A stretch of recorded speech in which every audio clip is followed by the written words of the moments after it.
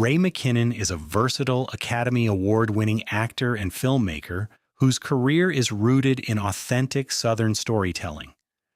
From his breakout role as the ill-fated Reverend in Deadwood to the eccentric Lincoln Potter in Sons of Anarchy, McKinnon has built a reputation for portraying nuanced, highly intelligent characters. His cinematic range spans from Coach Cotton in The Blind Side and Chief Engineer Phil Remington in Ford versus Ferrari, to his memorable turn as the suitor opposite George Clooney in the Coen brothers' O Brother, Where Art Thou? Behind the camera, he earned an Oscar for his short film The Accountant and widespread acclaim for creating the Peabody Award-winning series Rectify. I am honored to sit down with Ray to discuss the upcoming Blu-ray and DVD releases of his Oscar-winning work, The Accountant, and his cult classic, Randy and the Mob. Please welcome Ray McKinnon to Face the Music with Joby Rogers. This is Ray McKinnon, and I am ready to face the music with Joby Rogers right now. First and foremost, thank you, Ray, for joining me. Much appreciated, sir. Yes, Joby, my pleasure. Thank you. So let's dive right in regarding the Blu-ray releases now of Randy and the Mob and The Accountants. In Randy and the Mob, you explore a South caught between its roots and a more generic, commercialized future. So Randy's frantic energy seems to personify this cultural friction that we have. When you were writing his character, did you view his hustle as a genuine pursuit of the American dream, or was it a tragic comedic attempt to outrun the inevitable disappearance of what I thought was the Southern identity that he was raised in? For me, it was more psychological in the sense of Randy came from an egg that his brother they came from one egg. They're identical twins. And the egg was split inside the womb, and they both came out as separate, but pretty together human beings. And I visualized when Randy was younger, he didn't have any, and the cultural aspect does play into this because there is a part of any culture, but certainly the Southern culture where, machismo and, masculinity and all of that and playing football but for Randy, when he was younger, he just saw this as his brother. And I visualized that Randy saw Cecil as the leader because Cecil really is smarter than Randy. And Randy, Cecil would be more measured when they were kids and would help Randy, not go too far, not jump off the truck into the dump, so to speak. And so I think part of Randy's anxiety comes from he doesn't have that other half with him anymore. And he's having to try to pretend that he's a person that he isn't, that he's in charge and he can do it all and he's a man. His ill-conceived idea of what a man was and all that. And so he's dancing as fast as he can because he's in over his head and he doesn't have his other half that he can just trust and counsel him. And if you notice when they come together toward later in the show and they get honest, that Randy actually calms down and becomes more present.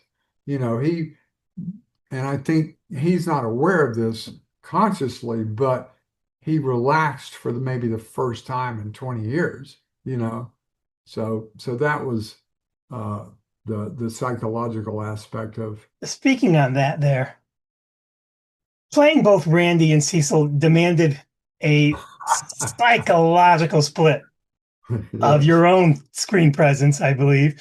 And since these brothers represent, like you were saying, polar opposites, one is hyperkinetic and the other is profoundly still. How did you manage the technical dialogue with yourself beyond the camera tricks? And what did you discover about the chemistry of the brotherhood by literally inhabiting both sides? Even if it's not in the script, what did you decide was the secret reason these two brothers turned out so differently? I mean, 60 Minutes and plenty of others have done uh, shows and studies on twins that, identical twins that when they split, one becomes gay and one is straight. I mean, 60 Minutes did a whole show about it. And is it in vitro? Is it something that happens I mean, it's not that they each come out and choose. They each come out as who they are. And so that, that is not, I don't think, fully understood, but I did study that and look at that. And I think the thing with Cecil, I feel like it would be harder for Cecil to be authentic in a place like where he lived because he chose to stay in his hometown, but he was able to do that. And he was able to, have the courage to do that. Whereas Randy, who you'd think it'd be easier for Randy just to be who Randy is, he felt the pressure, what I'd already spoke about. And he was a facade of himself, which is ironic that it's usually, the other way around. So that's how I thought about these characters, and I thought about them more from a psychological standpoint. And so that's what I delved in. Like I would delve in any characters, that I'm playing. I would think about, their childhood, how they grew up, what do they like, and all of that. And then while we were filming it, Walton, he played every time I was one or the other on camera, he was playing one or the other off camera. And he knew these characters so well too. And I don't know if you know, but he's a pretty good actor. And he may get his SAG card soon, I've heard. And so that was very helpful. And Lisa was there, and she was very helpful. And you just treat them like you're playing a character that you've been brought in to play, and you approach it that way. But ultimately, when I saw it all together, I think I did like the way they interacted. It felt like it was authentic and It was real, and genuine. It really yeah, was. genuine. Yeah, it was fun. It was fun to see it come together after you're like, why did that actor do that? Do we have another take? You know, It had to be difficult, playing to nobody, talking to yes. nobody. Yeah. No, that's why Walt was so helpful. The film dances on the razor's edge between farce and profound sadness, Mm. particularly regarding the debt that Randy owes to the mob. So you've often used humor as your Trojan horse for more somber themes. So in this specific story, why was the absurd the necessary lens through which to explore this journey? I mean, do you think it's easier for an audience to accept hard truths if delivered with humor? And how do you decide when to push the comedy and when to let the audience see the actual fear?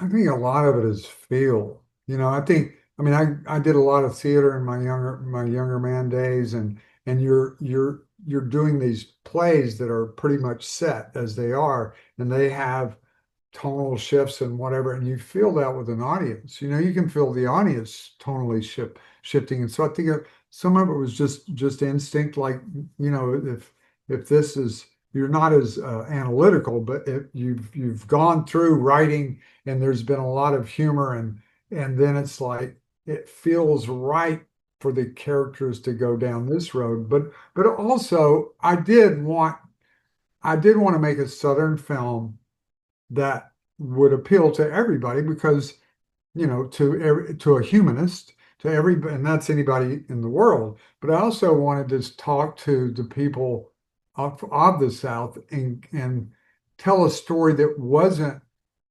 schooling them or lecturing them, but it was real. It was authentic. It was a little out there, but the characters were authentic, and then I wanted them to think about their cousin or their nephew or their uncle who's gay, and think about them more dimensionally. And so you definitely want to hopefully have, by the time you get to the point of where you're talking about those issues, that the audience is unconsciously pulling for pretty much everybody in this show. I hope that we accomplish that. I'm a huge fan of cinematography, and I really enjoyed your bit in Oh Brother Where Art Thou. But the visual language of this film captures a very specific sun-bleached Georgia. Mm-hmm. And in my opinion, I mean, it feels like Georgia is a character in its own right. Oh, that's really a compliment to the DP and the the the foolish idea that we filmed this in the summer.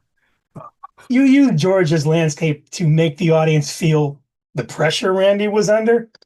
And as a director, how did you collaborate with the cinematographer? I think it was Jonathan Sela, Mhm. to ensure the setting didn't just look like a location, but felt like a living entity that dictated the pace of the story. Well, I think again, I mean, like to go back to much better filmmakers than me, the Coen brothers. If you're not creating a singular vision, you're unifying a vision. You're unifying with all these different people and all their different crafts. And I think the fact that we picked the settings that we picked and the locations and we picked and where we picked to shoot things partly helped Jonathan, create this world I'm looking through the lens going, this looks good, this feels real, let's do it. Right. So it's always back to, does it feel right and real for this situation?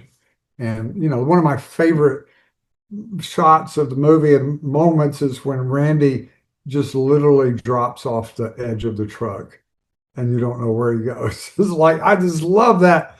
It's like, that's the shot. I mean, it's just like, what just happened? And then, so that was fun. I want to talk about breaking Southern stereotypes, as you mentioned a minute ago. Referencing Oh Brother Where Art Thou again, Southern cinema often falls into the trap of caricature. Yet your work consistently subverts those tropes with intellectual strength. With Oh, Randy and the mob, you took the good old boy stereotypes and you embedded them with a Shakespearean level of consequence, and you gave them consequences. Was there a specific stereotype you were most eager to dismantle with this film?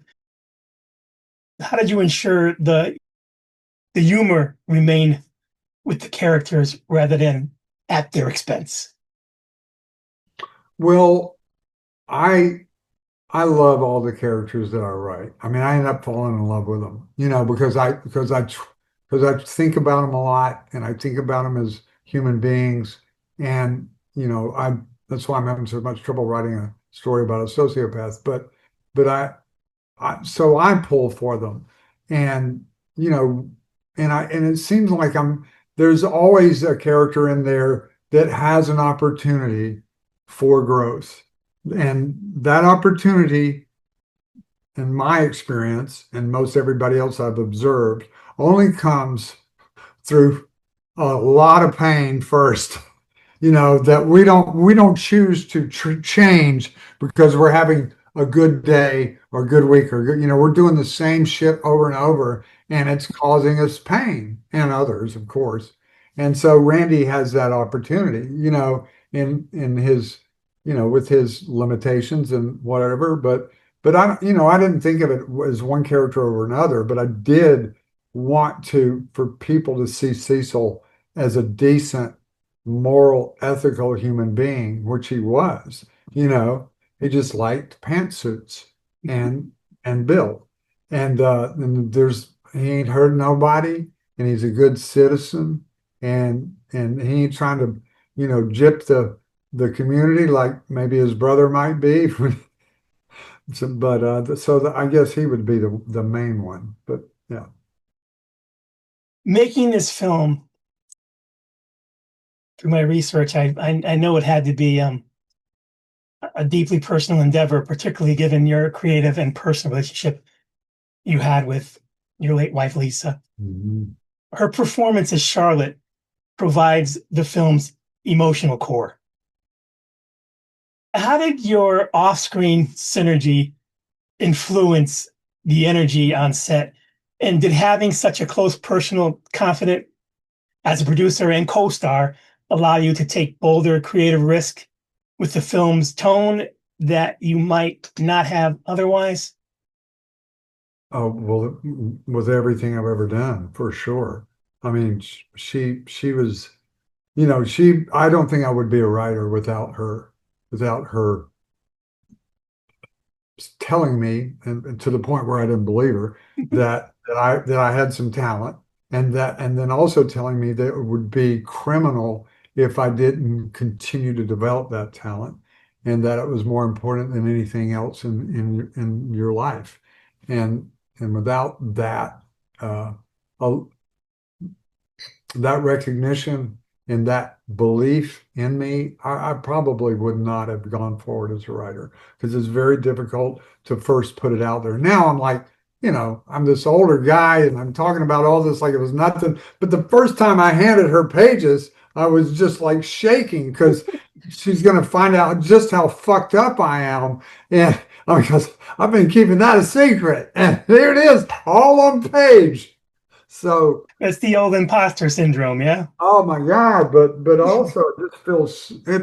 I mean, it felt personal when I first started acting, but so and to have Lisa, I wanted Lisa to do so well in the show that I was.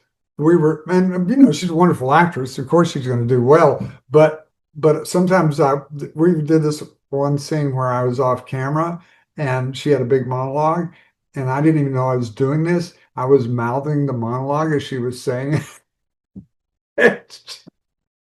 Stop moving your mouth. I'm like, oh, I'm sorry. I didn't do that. But yes, she's the core. She she loves Cecil. She and Cecil are best friends. She she's the one who gets it, and she's very frustrated with Randy, and that's why she's so depressed. And so hopefully after Cecil and Randy, get back together as buddies, she'll come out of that funk. Uh,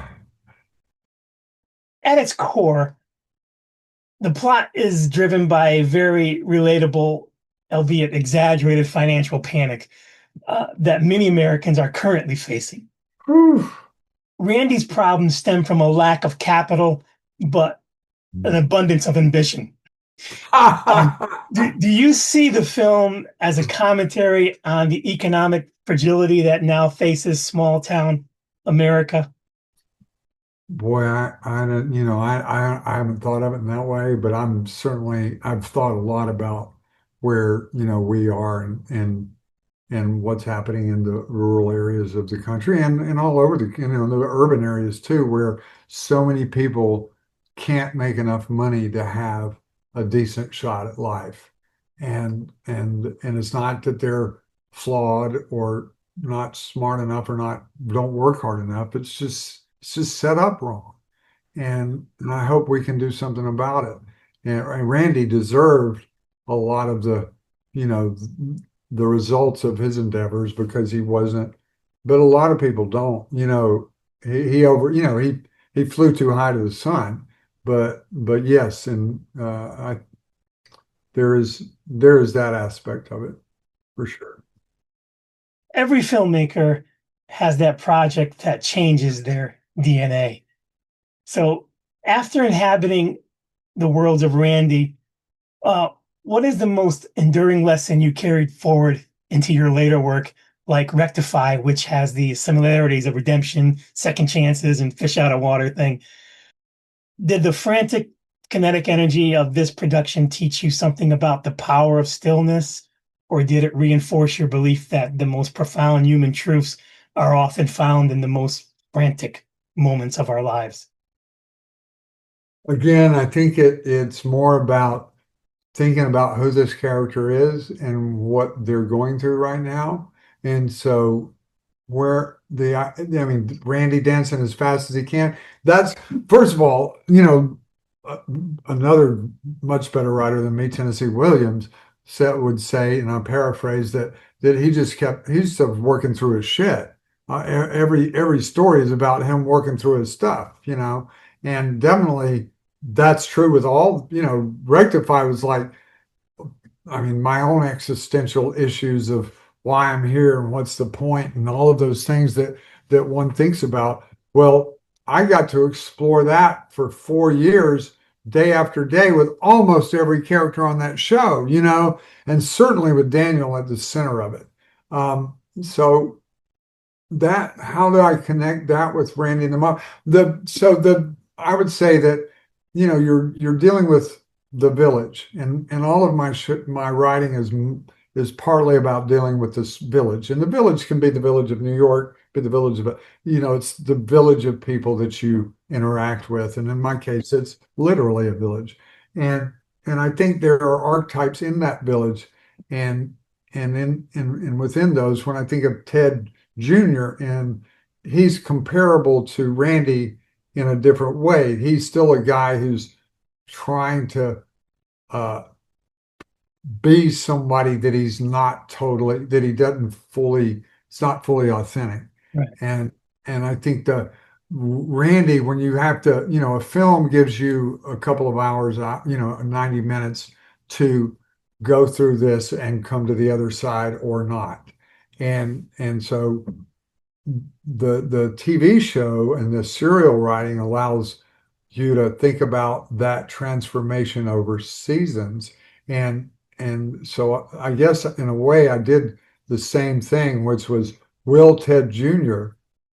Continue to do the same thing over and over, or will he find an opportunity of pain and suffering to walk through the door of transformation? And some people do, some people don't, you know, and I wasn't sure where he was going to go, but the serial part of it allowed me to really make him earn that transformation, you know, and that's the different, you know, speed of which you can tell a story. So that probably dictated some parts of it. I want to talk about the accountant for a second. So Agent King, from my perspective, felt like a man who has seen the machinery of the world grind people down for decades. And you have a unique gift for portraying lived-in characters. How much of King's backstory did you invent to justify that kind of brand of exhaustion? But when you're sitting across from J.K. Simmons, how do you both collaborate that shared history of Treasury Department bureaucracy without relying on pages of heavy investigation and exposing it? I thought of that character David as someone who was unable to adapt to a changing world, Right. you know, and he was pining for a nostalgia that didn't exist anymore, and you know, didn't have the ability to recreate himself, and you see that in life all the time. You know, if you live a life, you're going to be doing some recreating, because shit don't always work out this way or that way, right? I mean, we all do it, everybody. So, you know, I tell, you know, anybody that fucks up and asks me a question about, you know, what I do this and here, and I said, look, I'll give you free advice and you'll get your money's worth. But I tell people that life is not a straight road, you know, there's crook, but that was his big flaw. You know, he couldn't adapt, and his brother could. And it didn't mean it's a better life or a more righteous life. It's a less righteous life, or more. But you gotta change with the times, or you know the times are going to leave you. You're a world traveler, I take. A little bit. And yeah, I've been a lot of places, probably 24 or 25 countries. Wow. And have you not found that to be the greatest education ever? Look, everybody, you know, should be expanded by travel, for sure. It just makes you I mean, even living in LA from growing up if I just stayed in a small town, who it's called Adel, Georgia, and it's in South Georgia. And not that there weren't educated people there, and my parents went to college, and my mom, did plays and directed play, and read poetry, but it's to go to Los Angeles and to be around all these different really, really bright, creative people and, and different ethnic groups, I mean, when I knew I had been in LA a while when our real estate agent said he was Buddhist and I didn't bat an eye. I mean, had it been the first, month or so, you're what? Buddhist, is that legal? Uh, but I just every place that I've ever been changes me and expand and makes me, I think, hopefully a better person. I mean, I had a real low bar to start with, but I hope, for sure. I mean, my parents were World War II people, and I say about the World War II generation of Americans, they all had to go somewhere else. Right. And they were I think they were more sophisticated than the generation that followed, that stayed provincial, because they were a lot of them that didn't want to be forced to, they didn't want to go anywhere, but they had to. So I'm suggesting we have another world war. It looks like we're on our way, just so people can be expanded. Yeah, lemon out of lemons. I get you. Or maybe just travel a little bit. Much of your screen time in The Accountant involves processing the wake of destruction or brilliance sometimes left behind by the protagonist there. How did you find the action? The protagonist being the accountant? Yeah. So how did you find the uh, action and the reaction for an actor known for such internal, nuanced performances? So what is the process of making the act of investigating feel as visceral and high stakes as the combat sequences? You got to try to make that exciting when it's kind of about numbers. Well, I was a night auditor at one portion of my life, and I was balancing the books every night, getting down to zero. Yeah. And I just took that and made it. And, I remember in school, now I never counted with my fingers. I was well above that. I'm kidding. But I just thought, and an abacus and all these ideas came. It's like, this is how he could do it. He's a human abacus. But I also knew that in accounting, you can find out so much about people from their numbers, right? Right. And so I didn't think about it as the action sequence, but in a way it was the action sequence. That's really interesting. I just, again, I try to make a movie that I'd want to see. And that's what came out of it. And I love the line where the accountant says, "A man who won't add his own numbers ain't much of a man in my book." It's like, what? He was a little, and he got to speak more extremely to some of my thoughts about the commodification of culture and how, the commodifying of it can make the actual culture become a stick of itself. And, what is so that was fun. That he was way more forthright and convicted than I was. So I got to ask you a question about one of my top 5 favorite movies of all time. Oh, brother. In the Woolworths confrontation, you deliver a punch that serves as an ultimate reality check for Everett's vanity. And as a filmmaker yourself, how did the Coen brothers' precise storyboard-driven influence you? How you collaborated Vernon's stoic, bona fide intensity against George Clooney's frantic energy? Was there room to find that specific Southern rigidity in the moment, or was it a choreographed dance? I think it was pretty much, as I remember, that we worked on it in the moment. you know, they did say Queensberry, so I just, went with my version. But I think doing The Accountant before that movie actually helped me with the physical, helped me be more confident of the physical comedy of it. Um, I had known George, way back. We did a Sisters episode together before he'd even done ER, and Wow. we played basketball at lunch. And then the next time I saw him, he played Batman, and he was having to ride on his bike and run from fans. I'm like, buddy, you've come a long way, brother. Uh, but the Coen brothers, I mean, I love all their movies. They're one of my favorites of all time. And they have an ability to make great fun, and in this case of Southerners, I mean, great fun, and have Southerners love that movie. I mean, more than any other thing I've done, people go, hey, man, I loved you and that old brother. I'm telling you, man, the soundtrack was perfect. They The love it. cinematography, the visuals, the way they had it in that opaque kind of color, it's just from A to Z, it was just a perfect movie.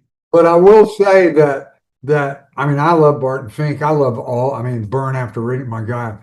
But most of those people that love Oh Brother Where Art Thou that come to me, they haven't seen one other. They wouldn't. That's not their bag. They love. I mean they watch it every year.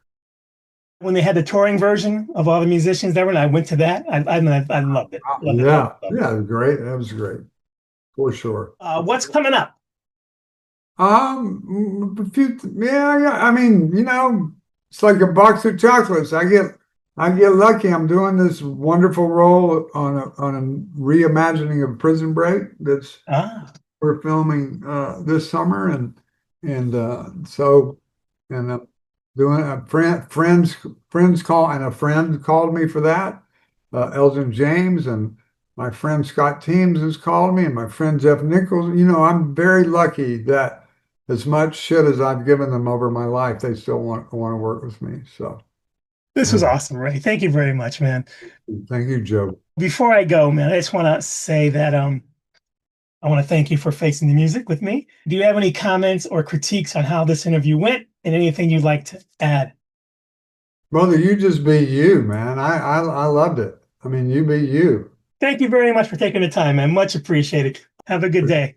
So, Thank you. all right.